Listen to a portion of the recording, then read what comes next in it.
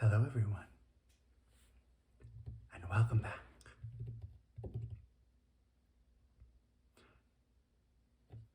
Today I am going to be unwrapping for the first time a new vinyl record by one of my favorite bands, a band that I discovered years ago, but only really got into as a full band as of last year, 2023. Although that was, to be frank, quite overdue for them. This is Sleater-Kinney. They are a band originally from Olympia, Washington, that now live and work in Portland, Oregon. If you've been watching my videos for a while, you know that Portland has a special place in my heart. And so does its music scene, its many music scenes, frankly. Sleater-Kinney forms the part of the backbone of the punk movement in Portland, specifically of the riot girl genre. And this right here is their most recent album, which was released earlier this year in January.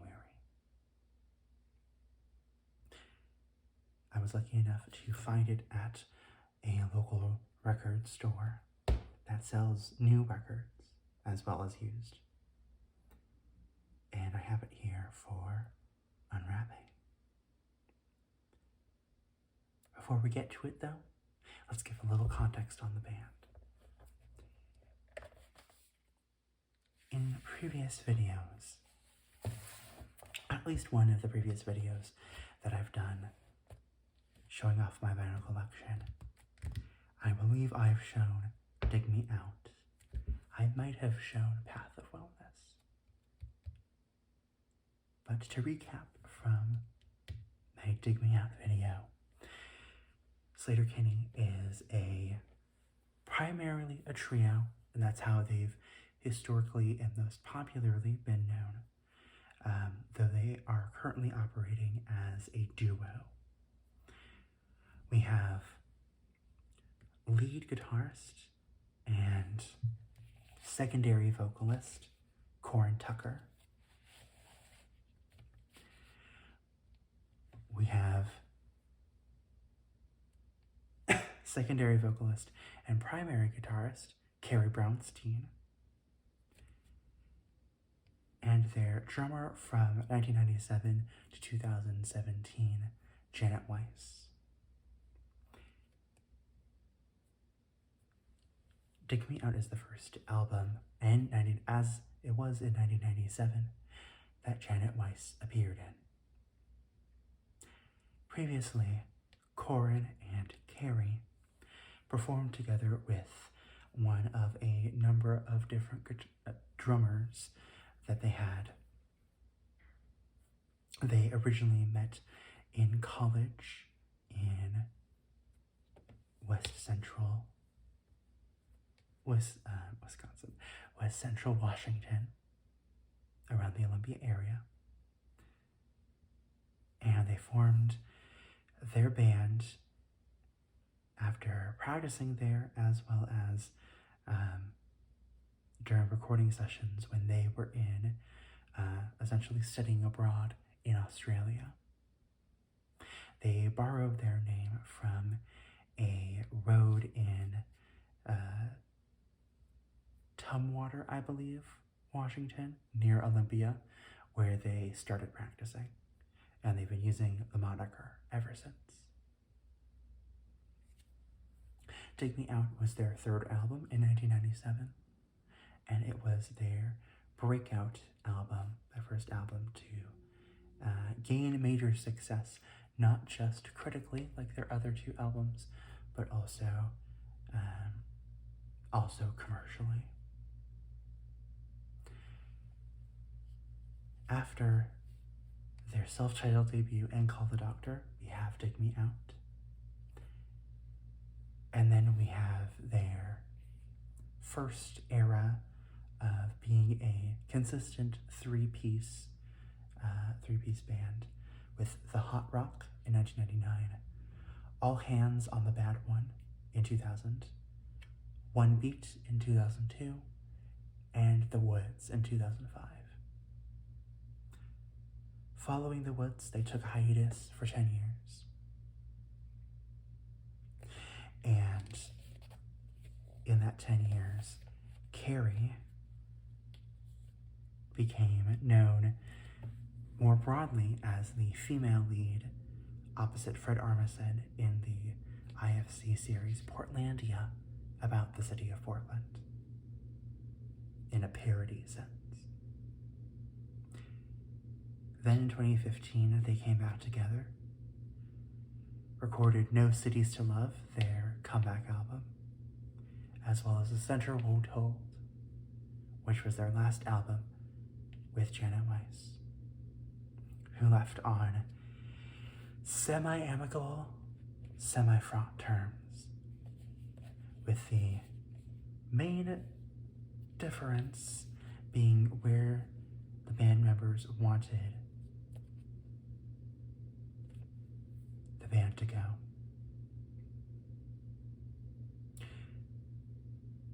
Their first album after Janet left was Path of Wellness. You can't really call it a comeback album because they had already come back from not performing.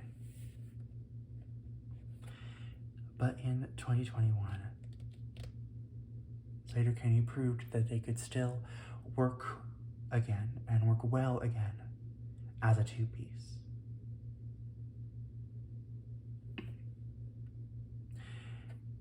And I believe if we see this, because if I remember correctly, we haven't actually seen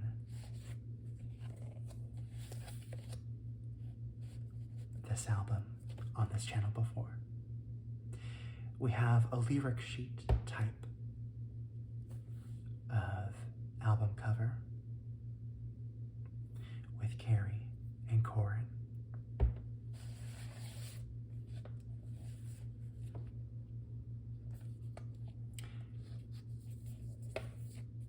Where is the opening?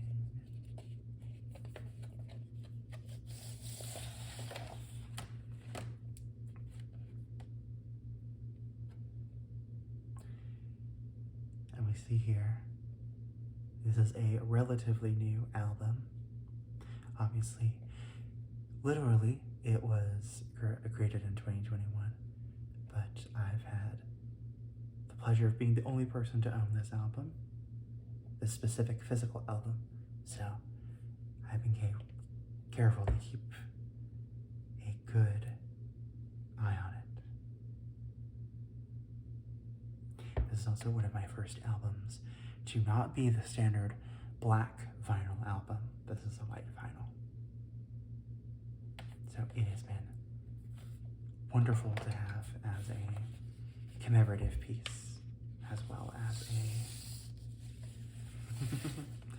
almost had it, as well as a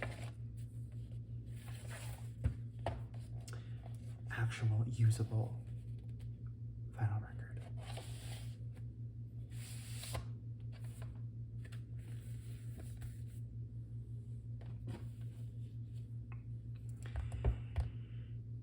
Three years later, we are now in 2024.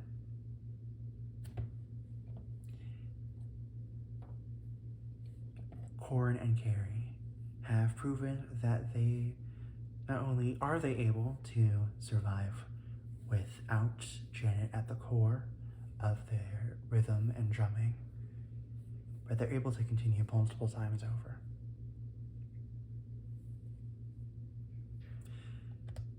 As I've kind of inferred, Little Rope, their newest album, is my first album actually being a member of their fandom, as it were.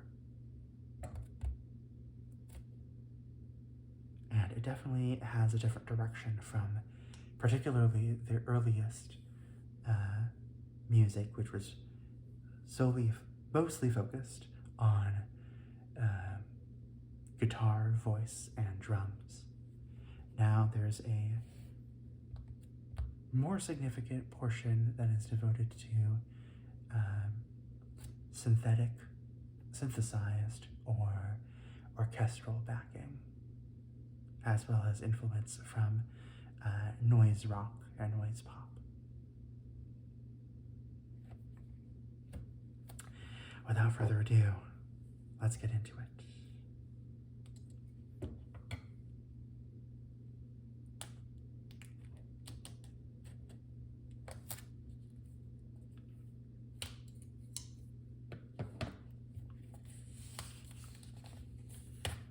I've cut into the hinge between the top and bottom sleeve.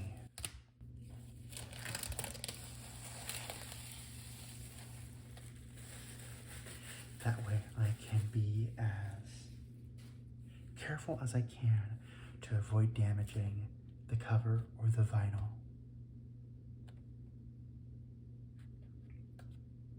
The first thing I'd like to say about this cover is how striking it is from a color perspective.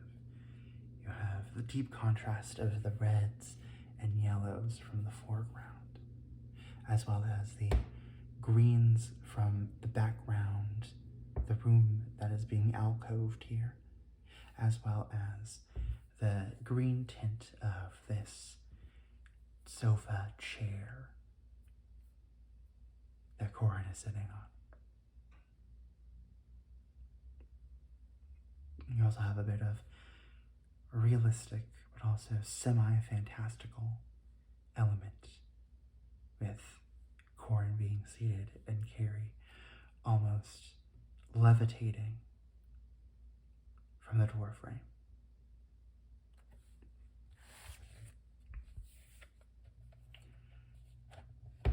On the back, we have the opposite color story. We still have influence of the green on the right-hand side, but blue is the primary color here.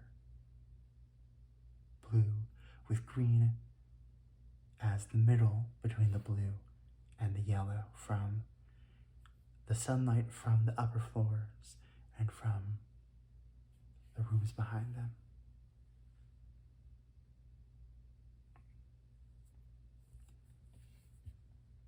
We obviously have a track list here. We start off with what is one of the noisiest, and I mean that well, tracks in their discography, Hell. We also have Say It Like You Mean It, which, in my opinion, is my favorite of the singles that they've released so far from the album. It feels emphatic. It feels a little bit more on the popular edge than what some fans might be used to, but I think it's appropriate for them. And we also have Untidy Creature at the end, which is a great album closer.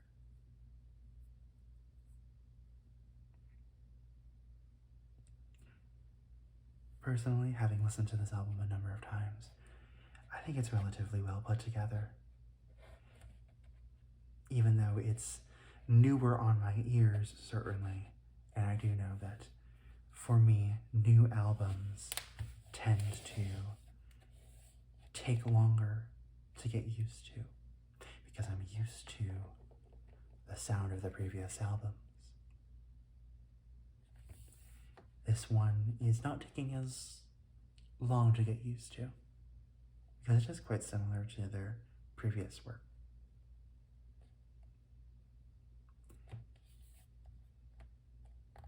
Now this I haven't seen before, other than the top and bottom cover, which I saw physically, obviously, as I picked it up at the store. But we have these almost this veiled almost look from Carrie, as well as a double image from Corn.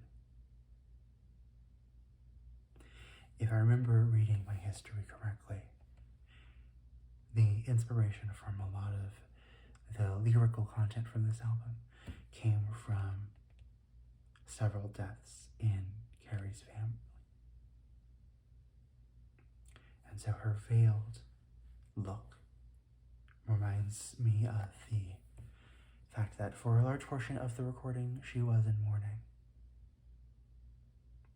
But the lightness of the veil also gives me an optimism that the frustration that comes out of the music comes to fruition into a healthier sense of self.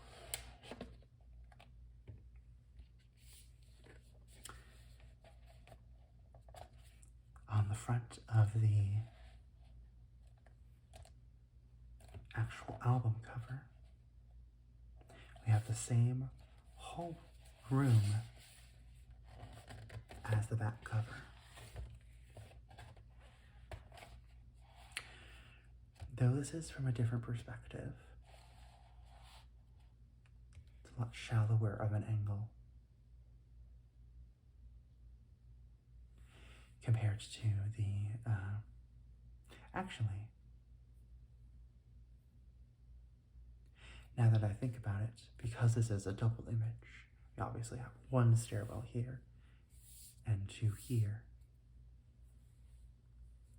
I'm wondering if this is actually a new angle at all, or just a trick of the image editing.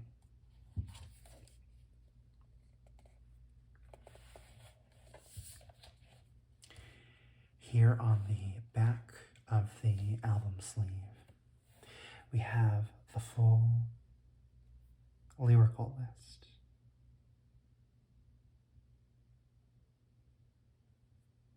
It's probably not the most visible from your perspective, but the text is quite tiny. We obviously continue the blue and yellow, or in this case, a very dark blue and a goldenrod yellow. We also, on this rightmost column, have credits, as well as stylists and electricians,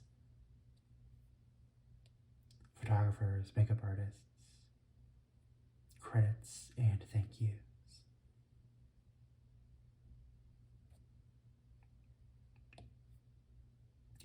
We can see here that their current drummer is Angie Boylan. I could read. Angie Boylan. With John Congleton also serving as a drummer and also a keyboardist.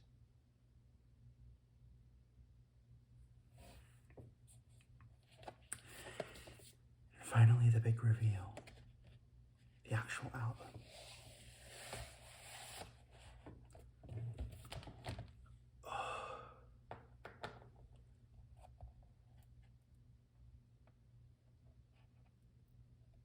This is magnificent.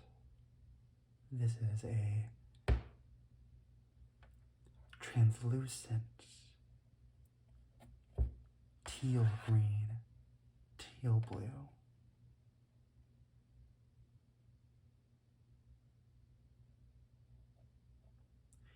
Obviously, as a new, unopened as of today record, is free from most blemishes. Still a very high quality recording. But in the center here we have more of a red motif. Red fabric, it looks like, which is interesting because the red of the front cover mostly came from the walls and not the fabrics. And we continue to have this goldish, but not quite gold lettering here.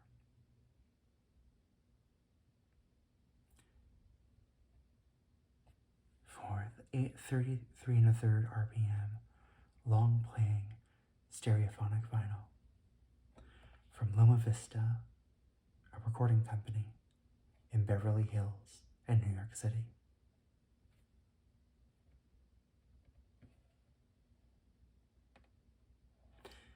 Now here we get more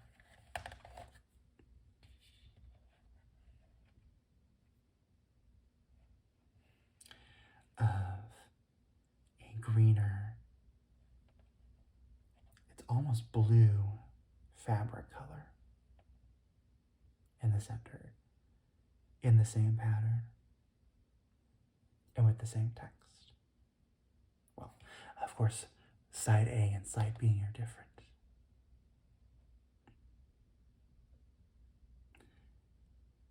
And this is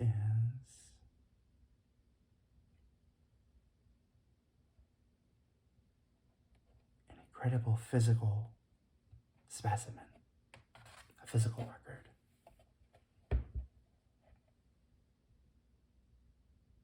And the music is well worth a listen to, obviously.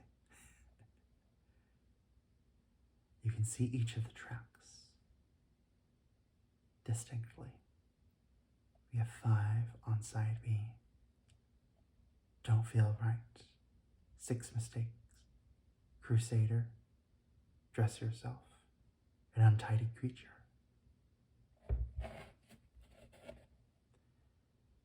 And we have 5 on this side as well. Side A, Small Fines, Hunt You Down, Say It Like You Mean It, Needlessly Wild, and Hell.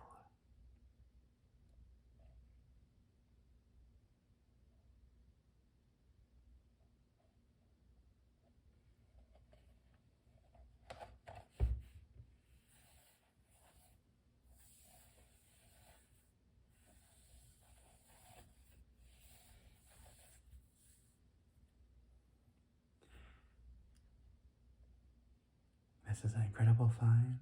I'm glad that I bought it. And I'm glad that I have been able to share this moment with you.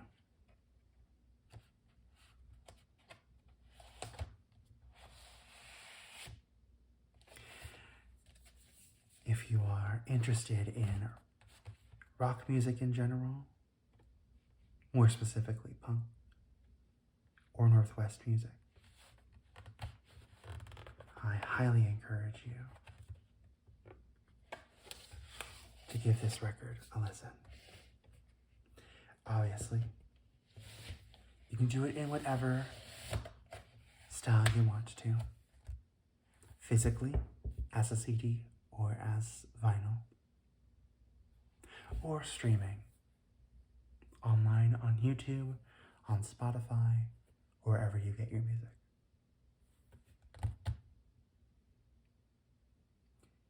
Thank you all for watching, and have a wonderful rest of your day.